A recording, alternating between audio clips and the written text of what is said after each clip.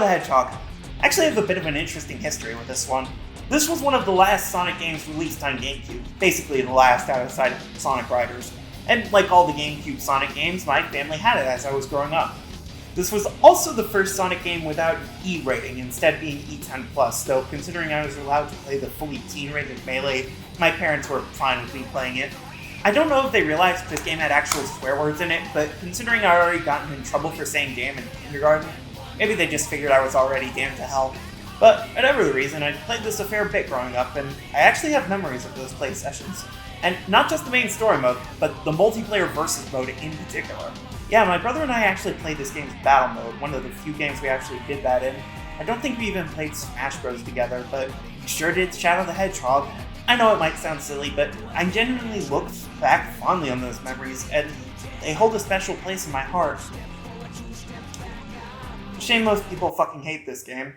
Released in November 2005, or December in Japan, Shadow the Hedgehog is a spin-off game, but also not. Okay, I realize I've probably had people yelling at me since last year when I said what games I was including in this project. A lot of people consider this a spin-off of the series, rather than a main entry. You don't play as Sonic outside of a somewhat secret co-op feature. Sonic isn't in the title, the gameplay features gunplay and not just platforming.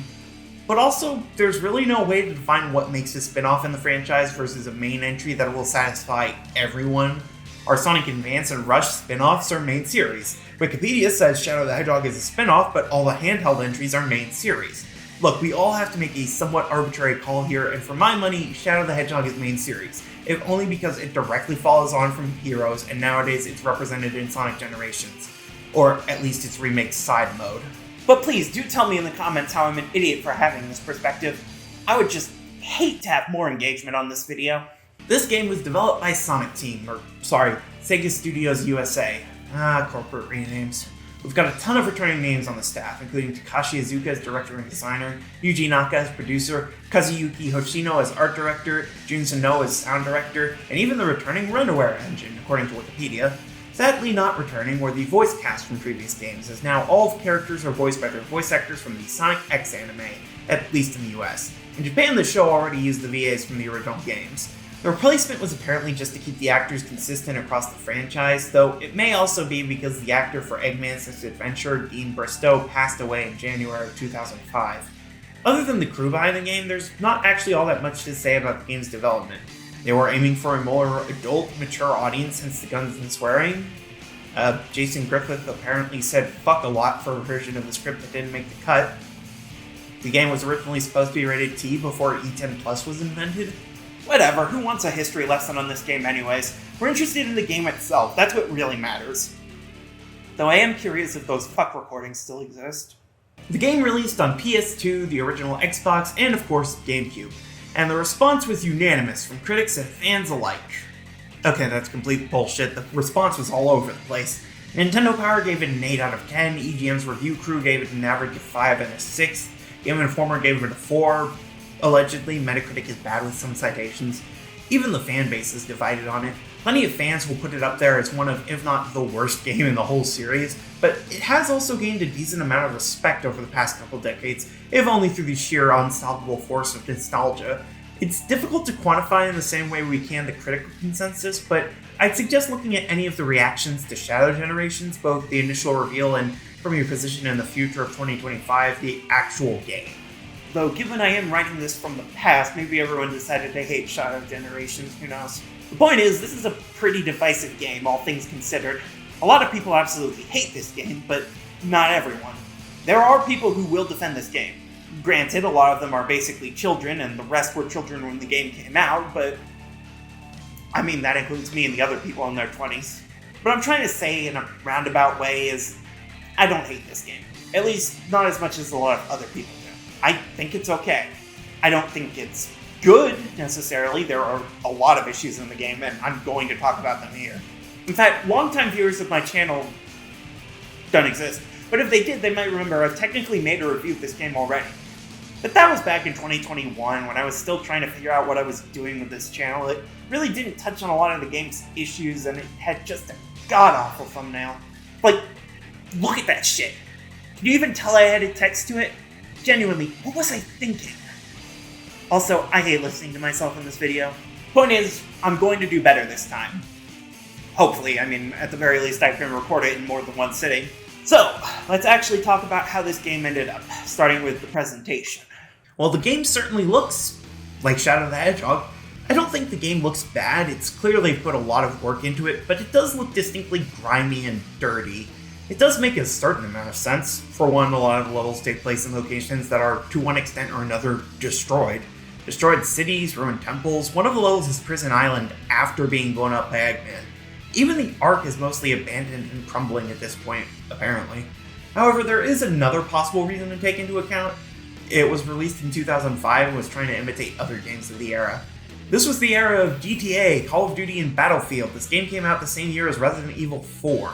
Even outside of video games, this was the year of Batman Begins, War of the Worlds, the comic book where Scarlet Witch performed genocide. It was the year where George W. Bush got a second term, the year North Korea declared they had nukes, the year of Hurricane Katrina and the 7/7 bombers, the year the cool Pope, even the Dalai Lama, died, and was replaced with the Pope everyone thought of as a Nazi who hated gay people. And, perhaps most damning of all, it was the year of the Xbox 360 release. Well, most damning for the Sonic franchise anyways. My point is, yes, this game is dark and grimy and really out of keeping with the tone of previous entries, but that wasn't an accident or a fluke. There is tonal dissonance between this game and, say, Sonic Heroes, but there's always been a tonal issue with this franchise. Two different Sonic cartoons debuted in September 1993. One was a goofy and ridiculous comedy which introduced Scratch and Grounder, and the other was a dark dystopia where Robotnik was a dictator who enslaves people as robots. Criticize it all you like, but the darker direction was not something completely new to the franchise. And neither is the repetition. Here's an actual issue I have with how this game looks. God, do they reuse level ideas like crazy in this game. Now, yes, this is in no way unique to this game. Sonic Adventure 2 also reused level themes repeatedly and shamelessly. The thing is, in that game it was mostly done to draw parallels between levels, or to make the story flow naturally. Oh, there are a ton of levels on the Ark because all the characters are on the Ark at this point in the plot. Here, not only do you get teleported around so much that trying to build momentum in one location is nearly impossible, but there are also entirely different levels and presumably different parts of the world that look and feel near identical. Why does Death Ruins look nearly identical to Prison Island? Why did Sky Troops have to literally just be Glyphic Canyon Part 2? Why are there only 3 levels that look completely distinct? Can't wait to get to the Hedgehog engine. Not that it helped much. At least the pre-rendered cutscenes look great. In-engine, kind of iffy, like usual, but these CG cutscenes are actually incredible. Credit to Blur Studio, who do great animation work, at least for video games. Not so much 4D rides. Well, while the game's visuals are iffy, the music at least is great. I find it odd that, like Sonic Heroes, the vocal tracks are almost entirely saved for the credit sequences, though I do think I prefer the level music in this game to hero selection. It helps that, unlike Heroes, the characters are actually able to shut up occasionally. As for the vocal tracks, I like I Am All of Me as butt rock as it is. All Hail Shadow is cool and I can appreciate it more or less becoming Shadow's theme song. I really like Chosen One musically because I am an edgy bitch. Waking Up is okay, not my favorite, but certainly not hard to listen to. Almost Dead isn't my kind of track, not saying it's bad, I'm just not a fan of this kind of metal screamo thing. And Never Turn Back probably didn't need to start with the angst music theme, but otherwise I like it. Good Crush 40 track. So yeah, great music, but as for the sounds in general, look, I think Sean Chamel's performance is admirable and only for doing that growl for a full game script. And the 4Kids VAs were hired for Sonic X for a reason. They do a more than decent job overall, even if a couple line reads could have done with another take. Also, credit to Madeline Blowstein, the trans woman who did an amazing job voicing the president in this game and who tragically passed away in 2008. She will be missed. Well, this review has been a downer so far. I mean, it's appropriate, I guess, but can we get to the shooting alien stuff already? So, here's where I risk serious controversy yet again. I think this game's moment-to-moment gameplay is good. Way better than Heroes. While there are still occasional issues, the glitchiness that pervaded that game is mostly gone, and only having one main playable character means they could balance and refine its controls. The homing attack feels a lot more reliable than in previous games, even if homing chains can still occasionally require getting some rhythm down. Rail grinding has been massively improved with the fairly pointless balancing mechanics scrapped, the acceleration feature massively buffed, and the ability to switch rails actually working as intended. And the most notable change of all, which would stick with the series going forward, When you get hit, you don't lose literally every single ring you've collected, hallelujah! Look, I understand that it makes the game significantly easier, and some people really don't like that, but it works so much better in a 3D setting, because recollecting rings is so much harder in 6 axes of movement. Plus, it means that your rings don't get entirely vanished if you get hit while holding more than like 20. So, big step forwards in terms of the Hedgehog gameplay, that's good. But I did specifically request big guns going pew-pew. Yet another hot take, I actually kind of like the gunplay here. It's not perfect, of course, the lock-on is absolutely necessary for this camera angle, but is also incredibly inconsistent with what it targets, and juggling weapons and ammo is kind of annoying, especially since every weapon uses its own unique ammunition. Even the melee weapons. How exactly does this sword only have 4 strikes in it, and how does passing by another identical sword add 4 more? However, it also adds a lot of variety to the gameplay without sacrificing the strong fundamentals built up in Shadow's base moveset. The various guns actually control differently in very interesting ways, and it's actually really fun to get good at. I know, the idea of an anthropomorphic hedgehog holding a realistic pistol is laughable, I'm not going to disagree with that, I just can't. There is a serious issue of style clash there, and it's only going to get worse in the next year. But if this is the direction they were going to go, quite honestly, I think they did a very admirable job of it. So yeah, hats off to Mitsuru Takahashi, who handled player character and weapon programming. I think he did a great job. It's a shame he mostly ended up working on the Olympic tie-ins for the rest of the series. This all did a lot for my enjoyment of the game overall. There are still more problems to go over, but the core gameplay being this much fun made the whole thing a lot more enjoyable than, say, Heroes. I know I'm comparing the games a lot, but god help me, I really didn't enjoy playing Sonic Heroes, and this game was a breath of fresh air in comparison. It's particularly stark because of the comparison, really. Sonic Heroes had mostly great level design and terrible gameplay. Shadow the Hedgehog was really solid gameplay and painful levels. Okay, that's not entirely fair. I actually think the levels on average are fine. They mostly range from good enough to stand out to why is it built like this?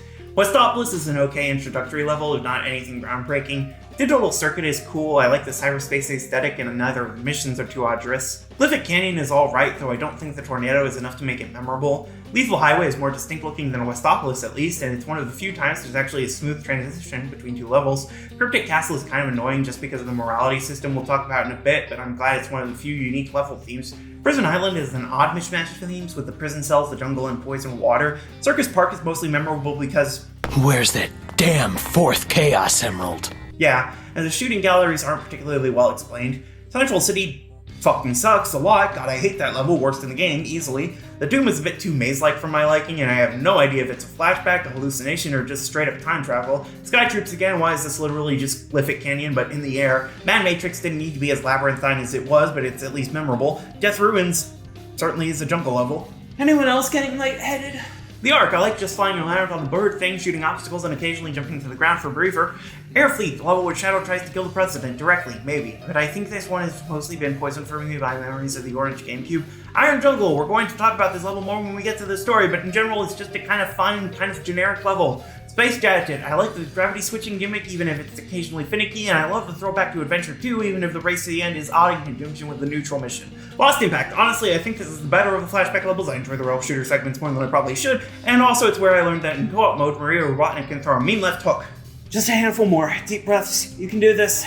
Gun Fortress, oddly more natural follow-up to Airfleet than the Ark, but it makes sense as one of the final levels, and I like that both aliens and military are present. Black Comet, not my favorite of the last levels, I don't like the Dark Mission, but whatever, it's at least atmospheric. Lava Shelter, some really annoying platforming moments, and completely abandons most of the ongoing plot, but at least there's some fun in the grinding. Cosmic Fall, being on a self-destructing space colony is a fun idea, but it's kind of unbalanced, has a few leap of faith moments, and I'm not a big fan of the platforming here. Final Hunt, maybe the best of these last levels, but there's only one enemy faction, and it is a little bit weird to switch between tasks at times.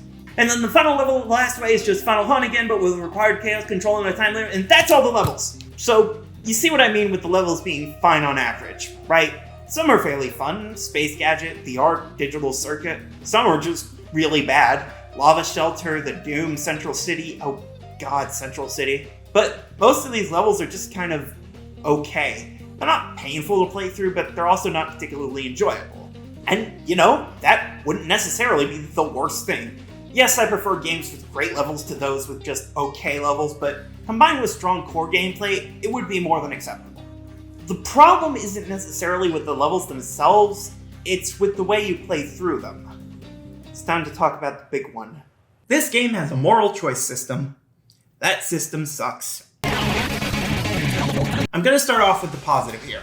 I think this system is cool conceptually. The idea of switching what level you play through based on what choices you make beforehand is actually kind of interesting.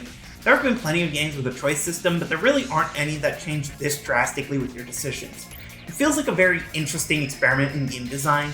It just so happens to be a failed experiment. Ah, what a hot take. Next you're going to say you don't like playing Westopolis 10 times. I don't like playing Westopolis 10 times. Yeah, fair. Unlike the past few games, we don't have a selection of linear campaigns to play through with different characters. Instead, we have a map of levels, starting with one introduction stage and ending with one of a few finales. Each level has 2 or 3 different missions to complete. Shadow can be either a hero with the hero mission, a villain with the dark mission, or a random passerby with the neutral mission. Depending on the mission completed, you move to the right on the level map, generally going down after the hero mission and up after the dark mission. Okay, this is 100% a nitpick. This isn't actually a flaw of the game, but it's bothered me for actual years. Why is the hero route on bottom and the dark route on top? Like, yeah, there's nothing that says good has to be higher than bad, but that just feels like the more natural layout, right? Like in Adventure 2, where the hero Chow Garden is upstairs while the dark Chow Garden is downstairs. It's just like ingrained into us. Again, I know this isn't actually a flaw, it's just bugged me for so long I needed to say it somewhere. So, when I said the neutral mission just makes you a random passerby, I kinda meant it literally. Every neutral mission, from stage 1 to stage 5, just sees Shadow rushing to the end of the level, finding and hitting the goal ring.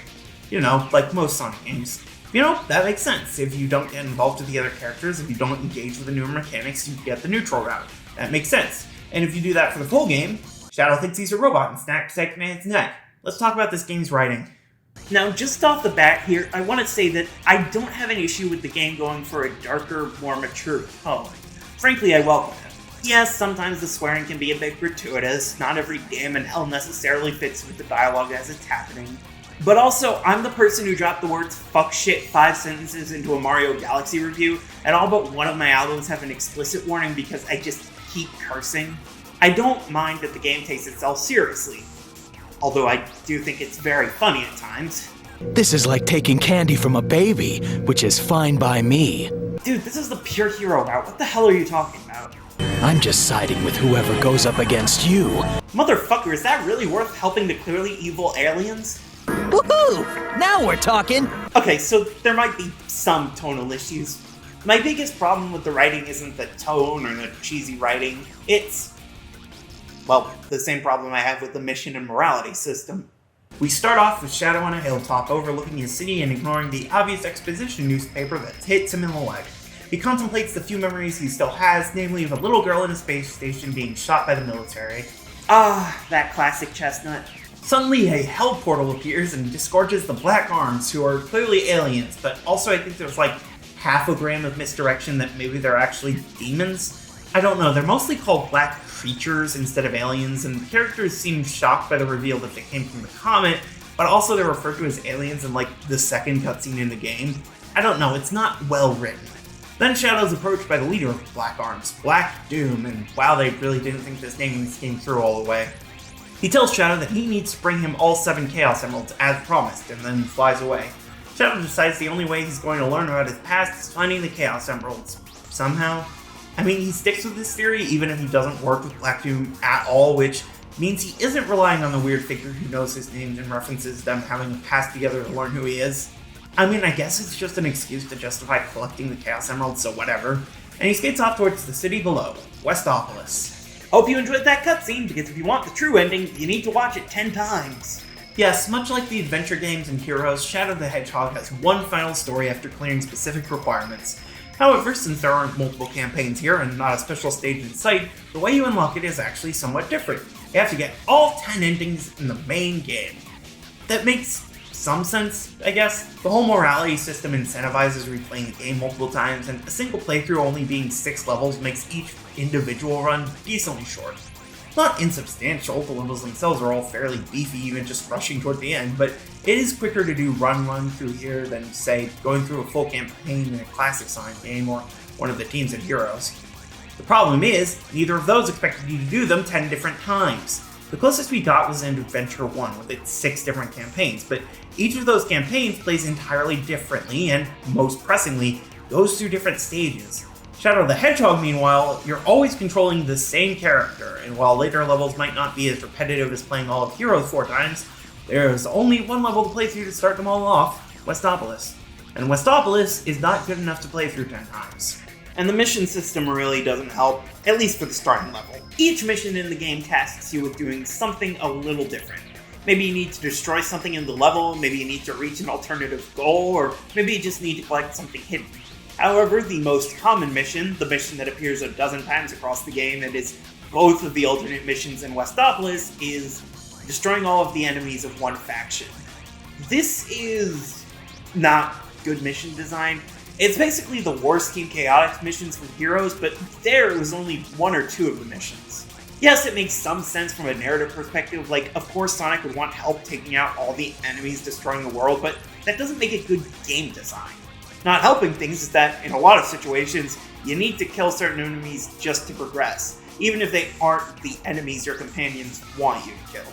Yeah, depending on what mission you're doing, you'll have a companion character who can even be controlled by a second player for co-op. However, in single player, their main purpose is yelling at you for killing enemies that are actively trying to kill both of you. Now, you might say, well, if a mission isn't fun for you, why even do it? You have multiple options in each level, after all, including almost always one where you just speed to the end of the level. Well, for one thing, there are certain levels you can only reach through one specific mission, including all 3 options for Stage 2. If you want to see what Digital Circuit or Lethal Highway are like, you have to go on an enemy hunt through Westopolis. Want to see Death Ruins? Have fun collecting and keeping 400 rings in Circus Park. And for a humorous reversal, if you want to suffer through the actually horrible Central City, you just have to light the torches in Cryptic Castle, which is honestly one of the more enjoyable missions. I didn't even try completing all 55 objectives in the game. I only did all the missions of Westopolis, Digital Circuit, Glyphic Canyon, the Doom, Iron Jungle, and because it was outright required, the final 5.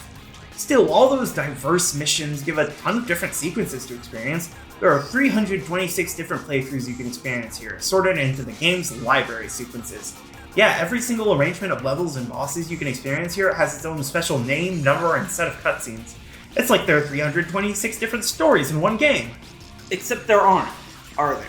I mean, even setting aside the fact 99% of players are never going to get all 326 sequences, even the completionists. Like, speedrun.com doesn't even have a 100% category that includes the library, and the only person online who claims to have actually done it took 181 hours to do so. Even ignoring that, how many players are even going to get more than 10 of these sequences? Seriously. In fact, I think I can predict what those sequences might be. They're absolutely going to include numbers 163 and 164, and either 001 and 326, or more realistically, 155 and 172. And if you get 155, 163, 164, and 172, I'm pretty confident you also got 156, 161, 162, 165, 166, and 171. Because why put in more effort than you absolutely have to? Like, good for the developers. You came up with creative names for all 326 sets of missions you can play through. But who's going to play through most of them? Like, congrats to whoever named Sequence 116 Beyond the Truth of Impact, but who's actually going to sway up and down like this? Most players are going to take the path that either feels the most consistent or requires the least effort. That means either always going for the Dark Mission or the Hero Mission, or just doing as many get-to-the-end neutral missions as possible. Because those neutral missions are what feel like actual Sonic levels. They're what you'd expect from classic Sonic, or Sonic Campaign in Sonic Adventure, or the speed levels in Adventure 2, or most of the campaigns in Heroes.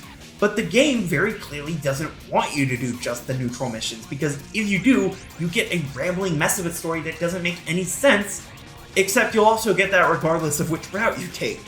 Look, I'm not going to complain that not every sequence you can play through makes sense. There are 326, of course they aren't all masterpieces. Like, I'm not going to complain that Sequence 246, The Weapon's Dawn, isn't a triumph of interactive narrative. That's not a reasonable expectation. The issue isn't that not all of the stories you can find make sense. The issue is that none of them do. Okay, that's probably not entirely fair. It's not like every path from Westopolis to the credits is complete illogical nonsense. You can find routes where the characters have proper motivation, consistent morals. The problem is, almost no level naturally flows into the next one. Just about every pre-level cutscene is just Shadow randomly appears on the location, makes a random decision on how to continue his quest, and runs off in a random direction. Sure, the constant teleportation makes some sense, considering most of the levels can be reached from at least a couple different missions, but even for the levels that can't, okay, the Stage 2 levels all have cutscenes before them that sort of justify why Shadow ends up where he does, but 2 of those cutscenes just end with Black Doom teleporting Shadow somewhere else. Lethal Highway is the only one that stylistically and narratively flows from Westopolis. The other 2 levels that can only be accessed by one specific mission, well, Central City starts with Shadow at Black Doom's side as his right-hand man, despite the previous mission involving Shadow helping Eggman to defend himself against Black Doom, and Death Ruins. We think Shadow escaped into the forest with the black aliens. Shadow has been helping you clowns, and the last level had nothing to do with the Black Arms. They weren't even present. Okay, we need to talk about Gun and the clown with heterochromia. This game works primarily off of a faction system, with enemies from 3 main factions appearing: Black Arms, Eggman's Robots, and Gun. All 3 have a role in the morality system, helpfully demonstrated by the different scores and the chaos meters. If you kill the Black Arms, you get points towards your hero score and build up for chaos control, which shoots you towards the goal, so you're incentivized to kill the aliens if you're gunning for the neutral mission. If you kill Eggman's Robots... Okay, we'll get to the confusion that is Eggman's role in the game soon enough, but you can either get dark points or hero points from them depending on the level. And if you kill gun soldiers or robots, you get dark points and build up Chaos Blast, so you can shoot out a nuke around you, indicating that attacking guns robots is an evil action. That's 90% of the enemies in Sonic Adventure 2. In fact, I'm pretty sure Bigfoot had a human pilot inside, so yeah, Sonic killed a soldier already. But now he's appalled if Shadow so much as lays a finger on them. Look, from a gameplay perspective, sure, it makes sense for one of the factions to be permanently in the role of the good guys, and yes, it makes sense for Black Doom to want the military dead. I understand why they made this decision. But the sheer doublethink involved in Gun's role is just baffling. Need I remind you? Every playthrough starts by showing us one of these soldiers shooting an innocent little girl. Oh, but don't worry, the soldiers aren't just covering up the unethical experiments and weapons that the government had commissioned, like was basically stated in Adventure 2. Nope, instead it turns out that Gerald Robotnik was collaborating with evil aliens, and the government found out and had to put a stop to it. They were just trying to save the world. And now, they aren't attacking Shadow because they're evil or even just in the wrong. No, they're being commanded to attack Shadow by the commander of Gun, their leader. But he's not evil either. He's just traumatized because he saw Gerald working with the evil devil alien. And he thinks Shadow was the alien's creation for evil. And he's actually right about it. And we don't even have time to get into how mind-breakingly stupid the cutscene where this is revealed is. Oh my god, Maria was his only family, but it's not just about Maria, it's about his family who was killed. They were killed when the Ark was destroyed by Gun, who he now leads and is theoretically the highest authority of. Hey, anyone who speaks Japanese, is this any less idiotic in that language? Because even if the family comment is less oxymoronic, there's still no explanation for why he wouldn't know what Gun did. This guy doesn't even have a name and he breaks the entire story over his knee by just existing. My only possible explanation for all of this is that when SA2 first came out in early 2001, storylines about the US government, or stand-ins thereof, being evil and at the center of conspiracies were still acceptable. By late 2005, in a post-9/11 world, that sort of story wouldn't fly so easily, especially in a game that could be played by 11-year-olds. And if you think trying to link the stupid Hedgehog with a gun game to 9/11 is a stretch, well, Tell the commanding generals that the United Federation will never surrender to terrorists. That is an actual line in this video game about anthropomorphic animals fighting aliens. I don't have an issue with mid-2000s era edginess, but even I think that's a bit much. Okay, so, Eggman. Eggman can first appear on the game's plot in Stage 3, where he appears in 2 of the level options there. Cryptic Castle, which takes place in one of Eggman's haunted castle locations, and Circus Park, which takes place in an amusement park he built with stolen money. In both of those levels, and most of the levels where he directly appears, he offers the Dark mission. In Circus Park, this takes the form of destroying all the gun robots in his park, but in Cryptic Castle, as mentioned, signing with Eggman requires helping him ward off the Black Arms. In fact, while Eggman is almost always the dark option, in about half the levels where his robots appear, destroying them actually gets you dark points, because the other enemies appearing in that level are the Black Arms.